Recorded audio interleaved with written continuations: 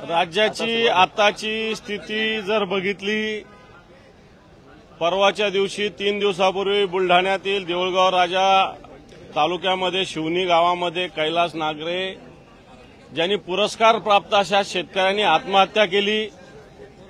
या आत्महत्या करत असताना त्यांनी पुरस्कार मिळालेला असताना सिंचनाची व्यवस्था नाही, पाण्याची व्यवस्था नाही, ही व्यथा सरकारकडे व्यक्त केली होती आणि म्हणून सरकार ते पूर्ण करू शकलं नाही, म्हणून त्यांनी आत्महत्या केली। त्याविषयी आज आम्ही महाविकास आघाडीनं आंदोलनाची भूमिका घेतलेली।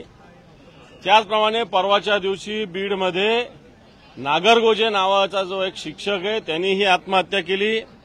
या आत्महत्या करण्याचं कारण 18 वर्षानं तो एक विक्रम मुंडे यांच्या शाळेमध्ये नोकरी करत होता, विनापगारी, वेठबिगार तरी बरा, अशा प्रकारची स्थिती या शिक्षकाची होती आणि 18 वर्ष पगार न दिल्यामुळे व्यथित होऊन संस्था चालकांनी त्याला धमक्या दिल्या, तू आत्महत्या कर, तुझ्या जागी आम्ही दुसऱ्याला लावतो। मला वाटतं त्यांनी आत्महत्येचं केलेलं पत्र प्रसिद्ध झालेले, धक्कादायक, अतिशय हृदयद्रावक हे पत्र या शिक्षकानं लिहिलेलं आहे आणि या सगळ्या विषयाचं जर बघितलं तर याला सरकार जबाबदार आहे आणि या सरकारची सुद्धा आंदोलनाची भूमिका मी सभागृहाच्या बाहेर घेतलेली आहे आणि सभागृहात सुद्धा या संदर्भात भूमिका आम्ही घेऊ।